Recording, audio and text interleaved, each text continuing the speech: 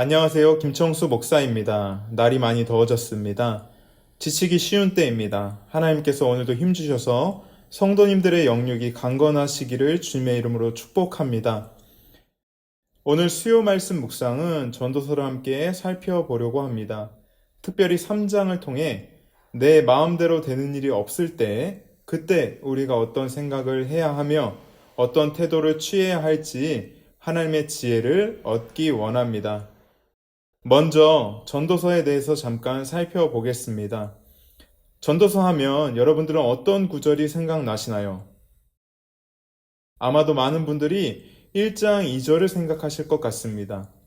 전도자가 이르되 헛되고 헛되며 헛되고 헛되니 모든 것이 헛되도다. 솔로몬으로 추측되는 지혜자는 일평생 바라본 인간의 노력과 애씀이 헛되었다라고 말하고 있습니다. 이 헛되다라는 단어는 히브리어 헤벨을 번역한 것입니다.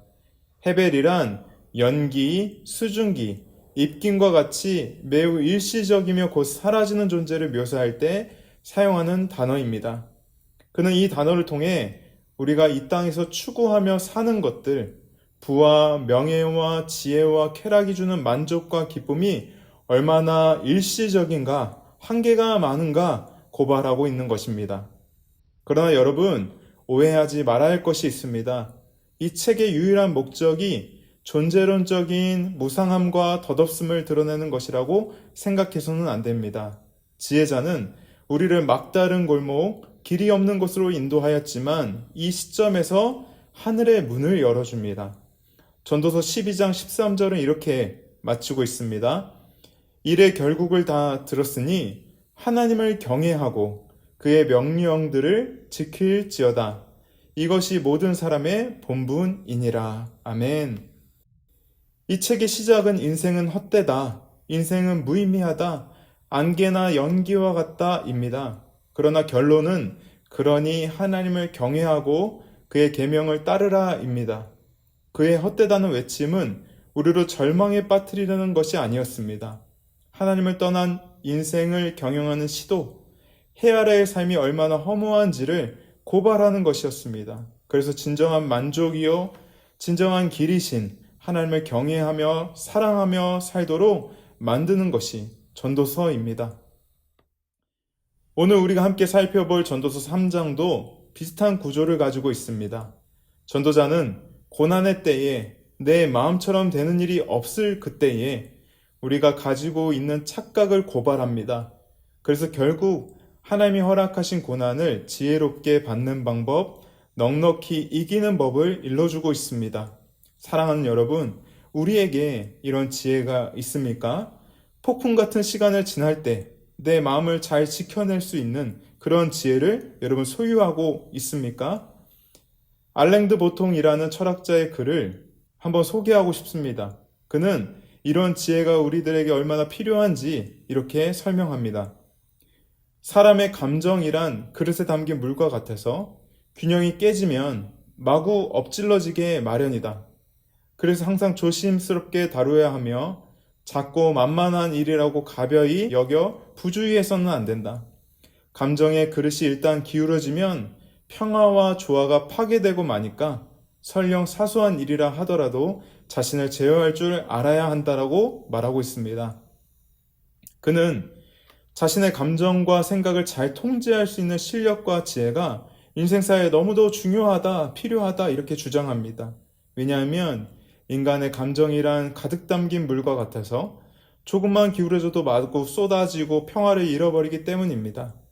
사랑하는 여러분, 우리 삶에 얼마나 환란이 많습니까?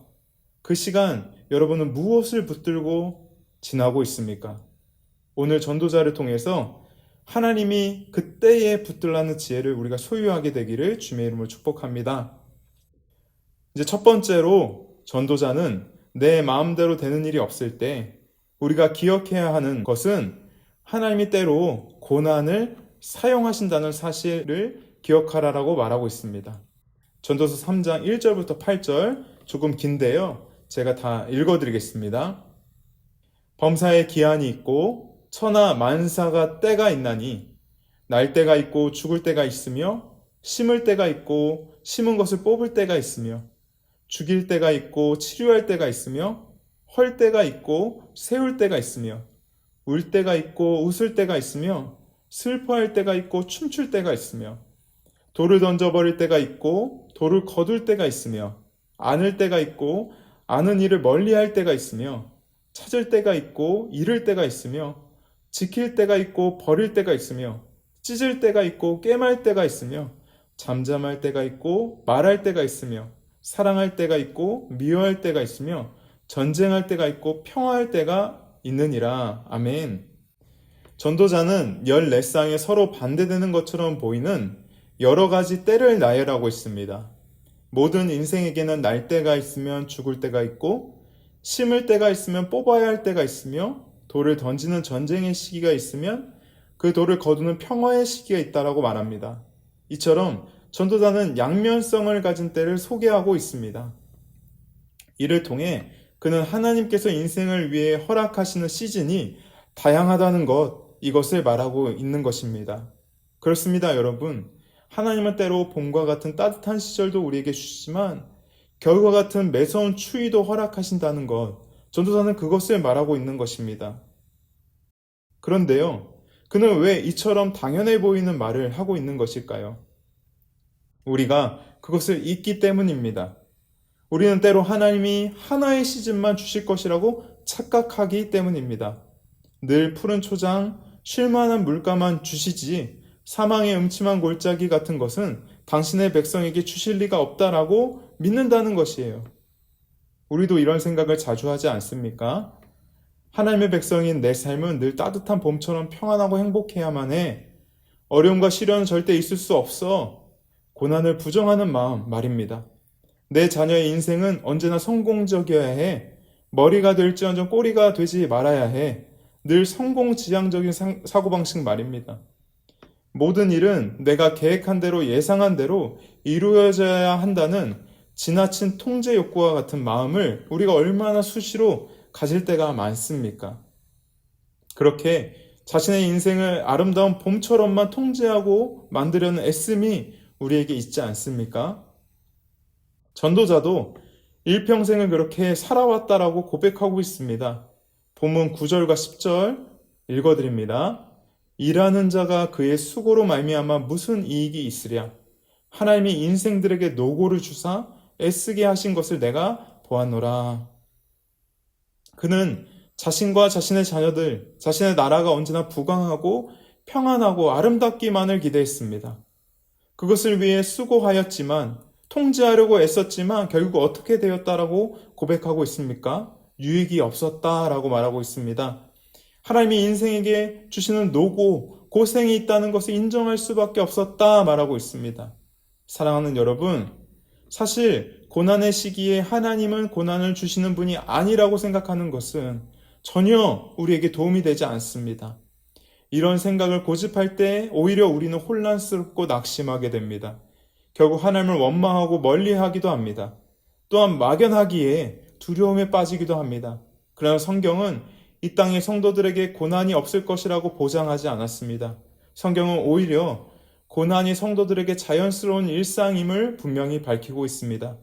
예수님께서도 요한복음 16장 33절을 통해서 세상에서는 너희가 환난을 당한다라고 말하고 있습니다. 사도 바울은 사도행전 14장 22절을 통해서 우리가 하나님의 나라에 들어가려면 많은 환난을 겪어야 할 것이라고 가르쳤습니다.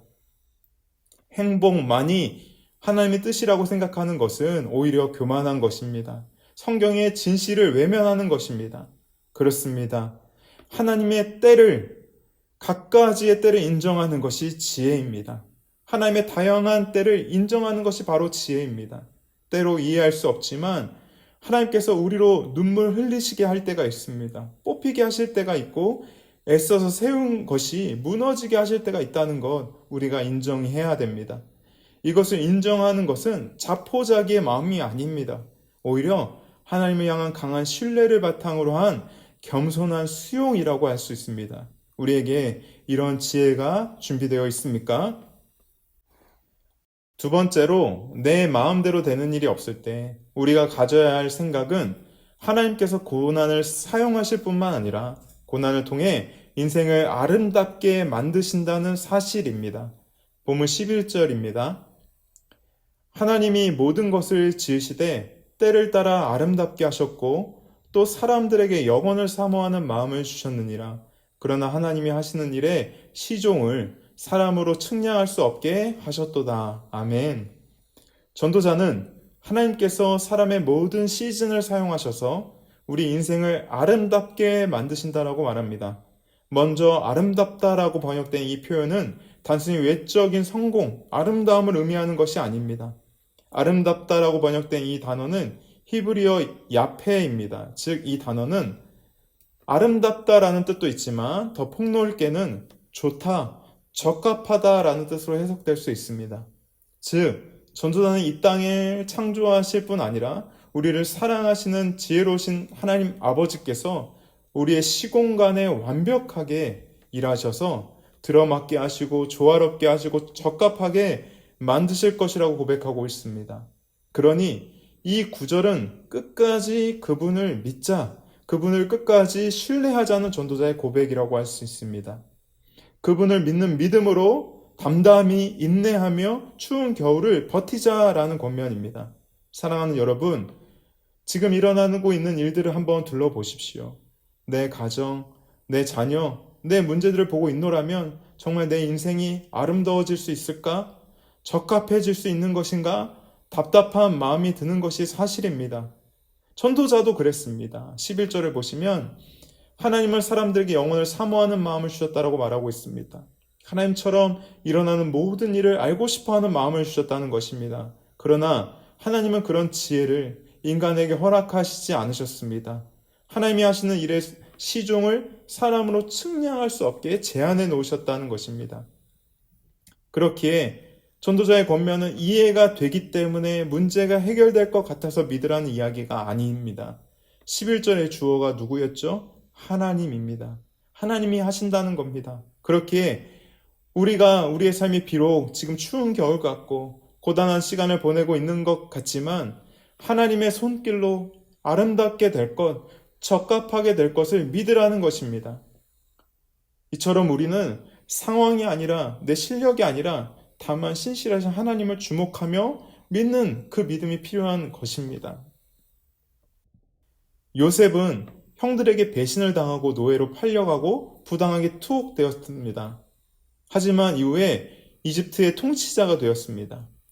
하나님은 요셉의 삶에서 일어난 모든 불행한 일들을 사용하셔서 그를 기근으로부터 사람들을 구원할 수 있는 위치에 두셨습니다.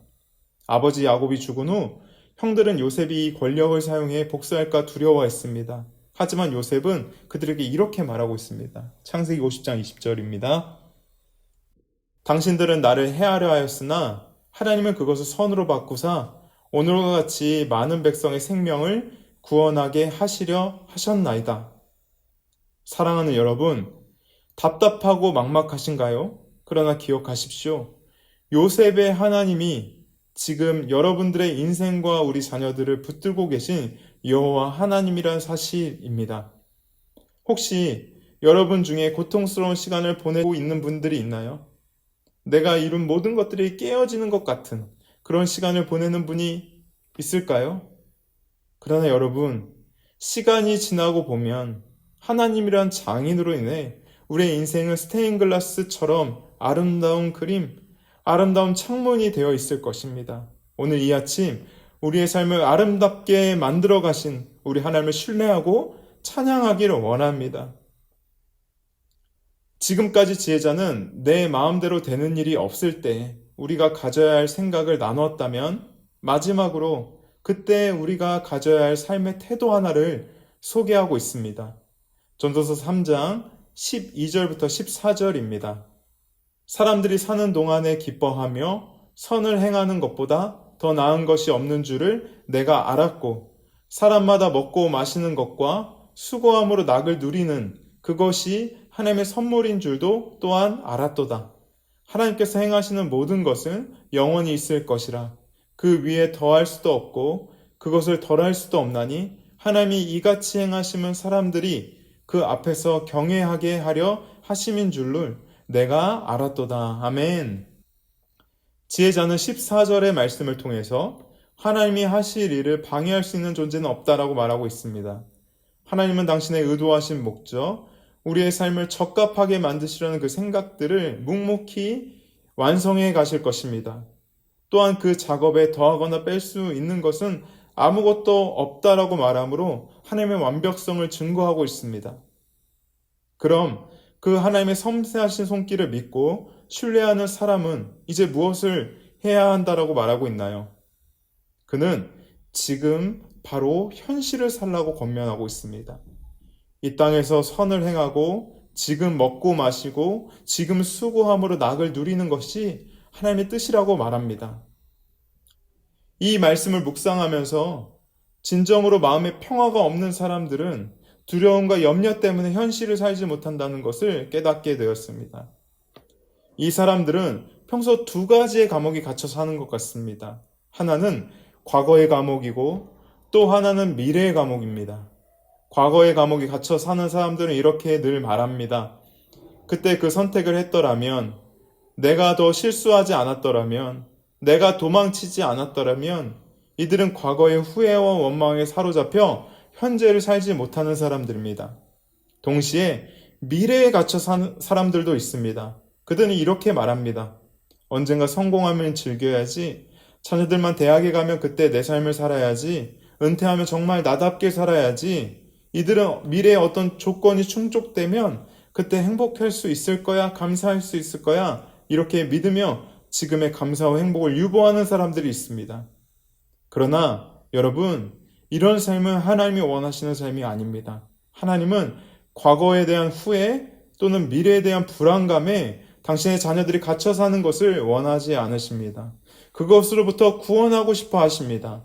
그래서 지금 내가 있는 곳, 내가 놓여진 현실에서 선한 일을 하라라고 말하고 있습니다. 두려움과 염려 때문에 과거나 미래에 묶여 살지 말고 지금 내가 이 일을 이루고 있으니, 완벽하게 아름다운 일을 이루고 있으니 지금 내 옆에 있는 아이들과 배우자를 소중하게 여기라고 말하고 있습니다. 때로 가족이 함께 모여서 저녁 식사를 하고 아이들의 고충과 아내의 고충과 남편의 고충을 들으며 서로를 위로하라고 말하고 있습니다. 또한 아침에 눈을 뜰 때 괴롭고 비참하게 하루를 시작하는 것이 아니라 수고할 수 있음에 감사하라고 말하고 있습니다. 이것이 내 마음처럼 되지 않을 때 우리에게 살기 원하시는 하나님의 삶의 모습입니다. 현실을 사는 것입니다. 사랑하는 여러분, 이 모든 것은 결코 당연한 것이 아닙니다. 현재를 살아가는 것 아무나 누릴 수 있는 일이 아닙니다. 오직 신실하시고 전능한 아버지를 둔 자녀들만이 누릴 수 있는 특권입니다. 그래서 전도자는 마지막으로 이 모든 삶의 태도는 하나님의 선물이다 이렇게 말하는 것입니다. 이 선물 우리가 오늘도 받아 누리고 있습니까? 오늘 말씀을 맺겠습니다. 우리에게는 태생적인 한계가 있습니다. 하나님이 하시는 일에 시종을 측량할 수 없는 한계가 있습니다. 그래서 많은 시간 과거를 후회하거나 미래를 두려워하며 시간을 보내기 일쑤입니다. 그러나 우리 아버지는 당신의 자녀들이 이런 막막함에 그냥 놓여있기를 원하지 않으십니다. 그래서 오늘 새로운 길, 새로운 지혜를 주시는 것입니다. 누가 이 지혜를 받아 누릴 수 있을까요? 전도서 2장 26절에 솔로몬은 말합니다. 하나님이 그가 기뻐하시는 자에게만 지혜와 지식과 기쁨을 주시나. 하나님은 오늘 이 아침 우리에게 하나님의 비밀과 지혜, 삶을 살아가는 새로운 방식을 허락해 주셨습니다.